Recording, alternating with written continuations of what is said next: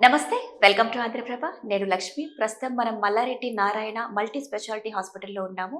అయితే మనతో ఉన్నారు ప్రముఖ కార్డియాలజిస్ట్ డాక్టర్ గౌతమ్ గారు. అయితే గుండెకి సంబంధించిన స్ట్రెస్ వల్ల గుండె సంబంధిత వ్యాధులు ఏ విధంగా వస్తాయి అనేవి డాక్టర్ గారిని అడిగి తెలుసుకుందాం. నమస్కారం డాక్టర్ గారు. నమస్కారం అండి. డాక్టర్ గారు, ప్రస్తుతం చూస్తున్నట్లయితే చాలా మందికి స్ట్రెస్ వల్లనే హార్ట్ అటాక్లు, గుండె జబ్బులు వస్తున్నాయంటారు. అంటే ఈ స్ట్రెస్ ఏ రకంగా వస్తుందంటారు? అసలు ఎన్ని రకాలుగా ఉంటుంది అసలు?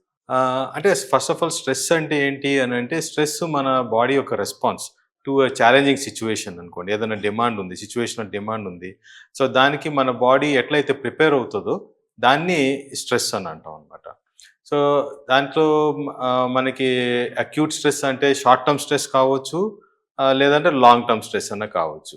ఇప్పుడు షార్ట్ టర్మ్ స్ట్రెస్ అంటే మనకి సడన్గా ఇప్పుడు ఎగ్జామ్ అంటే మనం ఒక షార్ట్ టర్మ్ సిచ్యువేషన్ ఫేస్ చేసాం. ఎగ్జామ్ ప్రిపేర్ చేస్తున్నాం, లేదంటే మనం ట్రాఫిక్లో ఇరుక్కున్నాం, ఒక అపాయింట్మెంట్కి వెళ్ళాలి, ట్రాఫిక్లో ఇరుక్కున్నాం, మనకి ఆ స్ట్రెస్ వస్తుంది అనమాట. అయితే ఆ సిచ్యువేషన్ పాస్ అవగానే మన స్ట్రెస్ కూడా తగ్గిపోతుంది. సో అది షార్ట్ టర్మ్ స్ట్రెస్ అంటారు దాన్ని.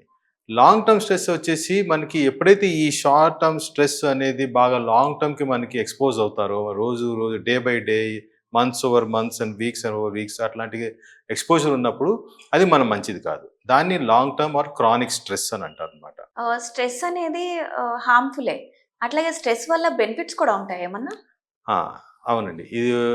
అంటే ఇది ఒక మంచి క్వశ్చన్. ఎందుకంటే మనకి స్ట్రెస్లో బెనిఫిట్ కూడా ఉండొచ్చు. లైక్ ఇప్పుడు షార్ట్ టర్మ్ స్ట్రెస్ ఉందనుకోండి, ఆ స్ట్రెస్ మనని ఫోకస్ చేయటానికి హెల్ప్ చేస్తుంది అనమాట. లైక్ ఇప్పుడు ఎగ్జామ్ ప్రిపరేషన్ చేయాలి మనం. సో ఆ స్ట్రెస్ ఫేస్ చేస్తాం. స్ట్రెస్ ఫేస్ చేయటం వలన మనం మోటివేట్ అవుతాం, మన ఫోకస్ పెరుగుతుంది. సో మన ప్రిపరేషన్ ఇంకా బెటర్గా ఉంటుంది. సో ఇట్లా మన short term stress is some times beneficial, but most of the times it is not so good. హార్ట్‌కి వచ్చే జబ్బులు ఏవైతే ఉన్నాయో వాటికి స్ట్రెస్‌కి ఏంటి సంబంధం? అంటే స్ట్రెస్ వలన ఎట్లా హార్ట్ ప్రాబ్లమ్స్ వస్తాయి అని. వస్తాయి. ఓకే. సో స్ట్రెస్ వలన మనకి 2 రకాల ఇష్యూస్ ఉన్నాయండి. ఒకటి మన బాడీలో వచ్చే చేంజెస్, ఆ తర్వాత మన హార్ట్‌లోకి వచ్చే చేంజెస్. సో మన స్ట్రెస్ యొక్క రెస్పాన్స్ ఎలా ఉంటదంటే, బాడీలో 2 రకాల హార్మోన్స్ ప్రొడ్యూస్ అవుతాయి. అడ్రినలిన్ అని చెప్పేసి, కార్టిజాల్ అని చెప్పేసి హార్మోన్స్ ప్రొడ్యూస్ అయితాయి. ఆ హార్మోన్స్ వలన ఏమవుతుందంటే మన బాడీ ఒక రెడీ అవుతుందనమాట. ఫ్లైట్ ఆర్ ఫైట్ రెస్పాన్స్ అని అంటారు. అంటే మనకి ఏన్షియంట్ కాలంలో మనకి ఏమైనా ఎనిమీ ఎదురుగా వచ్చారనుకోండి, అప్పుడు వాళ్ళతో పోరాడాలా లేదా పారిపోవాలా? దీనికి రెడీ చేయడానికి బాడీ 2 హార్మోన్స్ ప్రొడ్యూస్ చేస్తది. అదే స్ట్రెస్ రెస్పాన్స్ అనమాట. సో ఆ హార్మోన్స్ వలన మనకి హార్ట్ బీట్ పెరుగుతది, బ్లడ్ ప్రెషర్ పెరుగుతది. వీటితో మనకి బాడీ ఫాస్ట్‌గా రెస్పాండ్ అయ్యే ఛాన్సెస్ పెరుగుతాయి అన్నమాట. కానీ ఇదే మన షార్ట్ టర్మ్‌లో అయితే బానే ఉంటది. కానీ మనం డైలీ ఈ బీపీ అన్నీ పెరుగుతా ఉంటే హార్ట్‌కి మంచిది కాదు. సో అలా హార్ట్ ఎఫెక్ట్ అవుతదన్నమాట. ఇన్‌ఫ్లమేషన్ పెరుగుతది అండ్ బీపీ పెరుగుతది. వీటి వలన హార్ట్ మీద ఒత్తిడి పెరుగుతది. అట్లాగే స్ట్రెస్ వలన మనిషి వేరే వేరే లైఫ్ స్టైల్స్ అడాప్ట్ చేస్తారు. స్మోకింగ్ కావచ్చు, డిస్టర్బ్డ్ స్లీప్ కావచ్చు, యాంగర్ కావచ్చు. ఇట్లాంటి అన్నిటి వలన మనకి ఓవరాల్ హార్ట్ మీద చాలా ఎఫెక్ట్ వస్తుంది. స్ట్రెస్ వల్ల హార్ట్‌కి అలాగే బ్లడ్ వెసల్స్‌కి ఎలాంటి ప్రాబ్లమ్ వస్తుందంటారు? ఇప్పుడు మనం మాట్లాడుకున్నాం కదండీ! మనకి బీపీ పెరుగుతది. సో మనకి బీపీ పెరిగిన కొద్దికి హార్ట్ మీద ఒత్తిడి పెరుగుతది. హార్ట్ పని చేసే విధానంలో కూడా హార్ట్ మీద చాలా ఒత్తిడి పెరుగుతదనమాట. అట్లాగే మనకి ఇన్‌ఫ్లమేషన్ అనేది కూడా పెరుగుతది స్ట్రెస్ వలన. ఆ ఇన్‌ఫ్లమేషన్ వలన మనకి ఆల్రెడీ ప్రీ ఎగ్జిస్టింగ్ ఏమన్నా ఫ్యాట్ డిపాజిట్స్ ఉన్నాయనుకోండి, అయి అన్‌స్టేబుల్ అవుతాయి. అన్‌స్టేబుల్ అయినప్పటికి అది ఇమ్మీడియేట్‌గా మనకి హార్ట్ అటాక్‌లకి దారి తీసే అవకాశం ఉంటదనమాట. అలాగే నేను ఇందాక చెప్పినట్టు మనకి ఆ స్ట్రెస్ వలన బ్యాడ్ హ్యాబిట్స్, షుగర్ పెరగొచ్చు, బీపీ పెరుగుతది, ఆ తర్వాత స్మోకింగ్ పెరుగుతది, కొంతమందికి స్లీప్ డిస్టర్బెన్స్ అవుతది, ఇన్‌ఎడిక్వేట్ స్లీప్, వీటన్నిటి వలన మనకి హార్ట్ అటాక్స్ వచ్చే ఛాన్సెస్ పెరుగుతాయి. సాధారణంగా ఇప్పుడు ఈ లైఫ్‌లో చాలా ఉరుకులు పరుగుల లైఫ్‌లో స్ట్రెస్ అనేది అందరికీ కామన్. సో ఇలాంటి స్ట్రెస్ తగ్గించుకోవడానికి ఎలాంటి జాగ్రత్తలు తీసుకోవాలంటారు డాక్టర్ గారు? యాహ్! ఇప్పుడు మనకి స్ట్రెస్‌ఫుల్ సిట్యుయేషన్స్ మనం ఏమి కాదనలేము. ఎట్లాగో మనకి we have to face it. There is no other go. అట్లాంటప్పుడు కొన్ని అడాప్టేషన్స్ మనం చేసుకోవాల్సుంటది. లైక్ ఇప్పుడు మన స్ట్రెస్‌ని ఒక పాజిటివ్ మోటివేషన్ కింద తీసుకొని దాన్ని సొల్యూషన్ ఏంటి ఎత్తుకుంటూ మనం దాన్ని అట్లా ఫార్వర్డ్ కావచ్చు. లేదంటే కనుక దాన్ని యాక్సెప్ట్ చేసుకొని మనం దానితో పాటు దాన్ని ఫైట్ చేయకుండా ఉండొచ్చు. లేదా సమ్ అడాప్టేషన్స్ మనం చేసుకోవాలి. లైక్ డీప్ బ్రీతింగ్ ఎక్సర్సైజెస్ లేదా meditation, physical activities like walking, swimming, cycling ఇట్లాంటి physical activity about 30 minutes per day అట్లాంటివి చేసుకోవచ్చు. Sleep, adequate sleep is very important. 7 to 8 hours అనేది స్లీప్ అనేది ఉండాలి. And good food, life style, healthy life style ఇట్లాంటివి మనం adapt చేసుకుంటే డెఫినెట్గా మన స్ట్రెస్ ఎదుర్కొనే ఛాన్సెస్ పెరుగుతాయి. స్ట్రెస్ వల్ల మన బాడీ మీద వచ్చే హార్మ్ఫుల్ ఎఫెక్ట్స్ కూడా తగ్గించే అవకాశం ఉంటుంది. ఓకే. కొంతమంది డాక్టర్ గారు అసలు కొంతమంది స్ట్రెస్సే తీసుకోరు. కొన్ని అన్ని మ్మ్. చాలా లైట్ తీసుకుంటూ ఉంటారు. మ్మ్. కానీ కొంతమంది చిన్న చిన్న వాటికి కూడా స్ట్రెస్ తీసుకుంటూ మ్మ్. ఉంటారు. మ్మ్. అంటే ఎందుకు ఇట్లా లోపం ఉందంటారు వీళ్ళకి? స్ట్రెస్ ఎక్కువగా తీసుకునే వాళ్ళకి అంటే వాళ్ళలో ఏంటి లోపం అని? ఆ, అంటే లోపం అని అనలేము కానీ బట్ ఇది ఒక రెస్పాన్స్ అన్నమాట. ఇప్పుడు సేమ్ సిచ్యువేషన్, ఇప్పుడు ఇద్దరు సేమ్ సిచ్యువేషన్స్లో ఒక మోస్ట్ కామన్ ఎగ్జాంపుల్ నేను మీకు మళ్ళీ ఇస్తాను. ఎగ్జామ్ అనే సిచ్యువేషనే అనుకోండి. ఇప్పుడు విద్యార్థులందరికీ ఒకటే ఎగ్జామ్, కానీ వాళ్ళు డిఫరెంట్గా రెస్పాండ్ అవుతారు. కొంతమంది ఏమో మంచిగా చదువుకుంటారు, అది ఒక స్ట్రెస్, అది ఒక పాజిటివ్ మోటివేషన్ కింద తీసుకొని మంచిగా చదువుతారు. కొంతమంది ఏమో అది బాగా ఎక్కువైపోయింది, మన వల్ల కాదు అని చెప్పి శాంతం వదిలేస్తారు.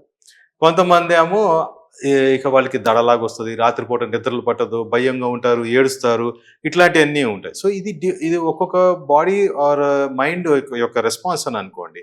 సో ఎవరైతే బాగా పాల్పిటేషన్స్, నిద్ర పట్టకపోవటము, వాళ్ళందరూ చాలా హెవీ స్ట్రెస్కి గురవుతున్నారు అనమాట. సో వాళ్ళు they have to talk to themselves, లేదా అంటే వాళ్ళు లేదా సంబడి ఎల్స్తో కానీ మాట్లాడి వాళ్ళు స్ట్రెస్ తగ్గించుకొని ఈ అదర్ 2 పీపుల్ లాగా వాళ్ళు బిహేవ్ చేసుకుంటానికి deal with the situation in such that వాళ్ళకి స్ట్రెస్ తక్కువ అయ్యేట్టు వాళ్ళు చేసుకోవాలి. సో ఇదంతా మన మెంటల్ రెస్పాన్స్లోనే ఎక్కువ డిపెండ్ అయ్యి ఉంటుంది, how are responding. Okay. Age పరంగా కూడా స్ట్రెస్ తీసుకుంటే హార్ట్ మీద ఎలాంటి ఎఫెక్ట్ పడుతుందంటారు?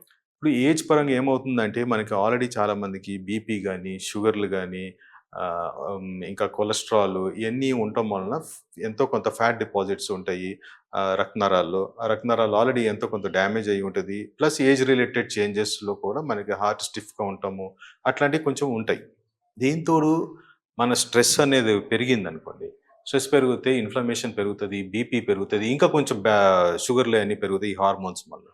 సో ఇవన్నీ వచ్చేసరికి ఆల్రెడీ ఉన్న బ్యాలెన్స్ని టిల్ట్ చేసేసి మనకి హార్ట్ అటాక్లకి దారి తీయవచ్చు, సడన్ కార్డియాక్ డెత్లు, అరిథమియాస్ అని అంటారు, ఇట్లాంటి వాటికి దారి తీసే అవకాశాలు బాగా పెరిగిపోతాయి అన్నమాట. ఓకే. అయితే డాక్టర్ గారు హార్ట్ అటాక్, కార్డియాక్ అరెస్ట్ అంటే ఈ రెండింటి మధ్య తేడా ఏంటి అసలు? హార్ట్ అటాక్ అని అంటే యాక్చువల్లీ మనకి గుండె రక్తనరాల్లో బ్లాక్ వస్తే హార్ట్ అటాక్ అంటారు.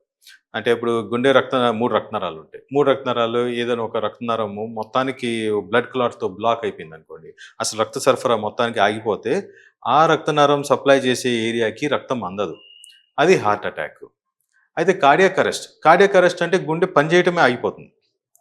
సో ఇప్పుడు ఇది హార్ట్ అటాక్లో అందరికీ కార్డియాక్ అరెస్ట్ రాదు, అంటే అందరికీ గుండె అయిపోదు, కొంతమందికి ఆగుతుంది. సో వాళ్ళు కార్డియాక్ అరెస్ట్ అవుతారు. అట్లాగే కార్డియాక్ అరెస్ట్ వేరే కారణాల వలన కూడా కావచ్చు, ఇప్పుడు ఈ రక్తనరాలు బ్లాక్ వల్లనే కాదు. సో వాళ్ళకి హార్ట్ బీటింగ్ ఎక్కువ తక్కువ అయ్యి అట్లాంటి సిచ్యువేషన్ వచ్చినా, లేదంటే సడన్గా మనకి బ్లడ్ క్లాట్ లంగ్స్లో పోయి ఇరుక్కుని అట్లాంటి వేరే వేరే కారణాల వలన కూడా గుండె పనిచేయటం ఆగిపోవచ్చు. సో కార్డియాక్ అరెస్ట్ అని అంటే గుండె పనిచేయటం ఆగిపోవటం. హార్ట్ అటాక్ అంటే రక్తనరాల్లో గడ్డకట్టి రక్త సరఫరా ఆగిపోవటం. ఓకే. అది. ఇప్పుడు ఈ రెండిట్లో స్ట్రెస్ వల్ల ఏది ఎక్కువ ఇంపాక్ట్ ఉంటుందంటారు? అంటే కార్డియాక్ అరెస్ట్ వస్తుందా? లేదంటే హార్ట్ అటాక్లు వస్తాయంటారా? 2 కావచ్చు, ఓకే. 2 రావచ్చు. ఆహా. ఆల్రెడీ మనకి ప్రీ ఎగ్జిస్టింగ్ ఫ్యాట్ డిపాజిషన్స్ ఉన్నాయి అని అంటే కనుక ఉమ్. హార్ట్ అటాక్ వచ్చే అవకాశాలు ఉంటాయి. ఓకే. సడన్ కార్డియాక్ డెత్ అనేది కూడా మనకి ఇర్రెగ్యులర్ హార్ట్ బీటింగ్ అట్లాంటివి వచ్చే అవకాశాలు కొంతమందికి ఆ టెండెన్సీ ఉందనుకోండి, అది కూడా స్ట్రెస్ వల్ల రావచ్చు. ఎందుకంటే అడ్రినలిన్ అనే హార్మోన్ ప్రొడ్యూస్ అవుతుంది. ఉమ్. ఆ అడ్రినలిన్ అనే హార్మోన్ హార్ట్ యాక్టివిటీ పెంచుతుంది. సో దాంట్లో అది ఒక irregular rhythm, fast rhythm, dangerous rhythm produce అయ్యే అవకాశాలు ఉంటాయి. అంటే ఇప్పుడు స్ట్రెస్ వల్ల ప్రాణాపాయ స్థితిలో కూడా అంటే ప్రాణం పోయే ఛాన్సెస్ కూడా ఉంటాయి. Yes, okay. ఉంటాయి. ఉమ్. ఇప్పుడు ఒకవేళ సడన్ గా హార్ట్ అటాక్ వచ్చింది అనుకోండి, ఎంత టైం గ్యాప్ లో హాస్పిటల్ తీసుకురావాలంటారు? హార్ట్ అటాక్ వస్తే అసలు best time within 1 hour. Within 1 hour అని అంటారు. కానీ ఇంకా వీలైన త్వరలో తీసుకురావాలి. ఎందుకంటే హార్ట్ అటాక్ 1 అవర్ టైం ఎందుకన్నారంటే మనకి ఆ 1 అవర్ లోపల మనకి బ్లడ్ క్లాట్ ఓపెన్ చేసేసి రక్త సరఫరా స్టార్ట్ చేస్తే హార్ట్ డ్యామేజ్ అవ్వకుండా ఉండే అవకాశాలు ఎక్కువ కాబట్టి. బట్ అదే సిట్యుయేషన్‌లో ఈ 1 అవర్‌లో హార్ట్ ఆగిపోయిందనుకోండి, మీరు ఇందాక చెప్పిన కార్డియాక్ అరెస్ట్ అయిందనుకోండి, అప్పుడు అప్పుడు మన ఈ 1 అవర్‌ది కాదు. అప్పుడు 3 మినిట్స్. యెస్. అంటే మనకి ఒక్కసారి గుండె ఆగిపోయిందంటే బ్రెయిన్ డ్యామేజ్ అయ్యేది వితిన్ 3-4 మినిట్స్‌లో బ్రెయిన్ డ్యామేజ్ పర్మనెంట్ అయిపోతదనమాట. సో, అందుకనే మనకి actually cardiac arrest in hospital cardiac అరెస్ట్‌లో సర్వైవర్స్ ఎక్కువగా ఉంటారు. ఎందుకంటే ఇమ్మీడియేట్‌గా రికగ్నైజ్ చేసి మన కార్డియాక్ మసాజు అయన్నీ ఇచ్చి మనం రివైవ్ చేసుకునే ఛాన్సెస్ బెటర్‌గా ఉంటాయి. అదే కనుక మనకి even out side hospital just road మీద అయిందన్నా సరే మనం రికగ్నైజ్ చేసి హాస్పిటల్‌లో తీసుకొచ్చే లోపలే చాలా టైం అయిపోతది. సో, నిమిషానికి రికవరీ ఛాన్సెస్ తగ్గిపోతాయి. సో, ఈ 2 డిఫరెంట్ ఫ్యాక్టర్స్. హార్ట్ అటాక్ అంటే మాత్రం మనం ఇమ్మీడియేట్‌గా రికగ్నైజ్ చేసి ఇమ్మీడియేట్‌గా హాస్పిటల్ తీసుకురావటమే మోస్ట్ ఇంపార్టెంట్. ఓకే. ఈ మధ్య కాలంలో అందరూ చిన్నదానికి, పెద్దదానికి స్ట్రెస్ ఎక్కువ తీసుకుంటూ ఉంటారు. సో, హ్మ్. వాళ్ళకి మీరిచ్చే సజెషన్ ఏంటి? మేమిచ్చే సజెషన్ ఏంటంటే అసలు స్ట్రెస్ అనేది మనం అవాయిడ్ చేయలేం. ఎట్లాగో మనం ఎదుర్కోవాల్సిందే. కాకపోతే మనం దానికి ఎట్లా రెస్పాండ్ అవుతున్నాం అనేది మన చేతిలో ఉంది. సో, మనకు చాలా రకాలుగా we can handle it. Like ఇప్పుడు నేను చెప్పిన ఈ బ్రీతింగ్ ఎక్సర్సైజ్ కావచ్చు, మెడిటేషన్ కావచ్చు, రెగ్యులర్ ఎక్సర్సైజ్ కావచ్చు, హెల్తీ ఫుడ్ హ్యాబిట్స్ కావచ్చు. బట్ వర్క్ కూడా మనం స్ట్రెస్ తగ్గించుకునే ప్రయత్నం మనం చేయాలి. టైం మేనేజ్మెంట్ చేసుకొని, మనకి చివరి నిమిషం వరకు నెత్తి మీద ఎక్కువ భారం పెట్టకుండా, ప్రోక్రాస్టినేషన్ అంటే మన పోస్ట్‌పోనింగ్ చేయకుండా ఎప్పటికప్పుడు పనులు పూర్తి చేసుకొని ఫ్రీగా ఉంటాము. ఇట్లాంటియన్నీ మన చిన్న అడ్జస్ట్‌మెంట్‌లు చేసుకుంటే మనం చాలా మట్టికి స్ట్రెస్ తగ్గించుకునే అవకాశం ఉంటది. ఓకే డాక్టర్ గారు. యాహ్! స్ట్రెస్ గురించి ఇంత లెంగ్తీ ప్రాసెస్ ఉంటుందని కూడా తెలీదు మాకు. చాలా బాగా చెప్పారు. Thank you so much. Thank you అండి.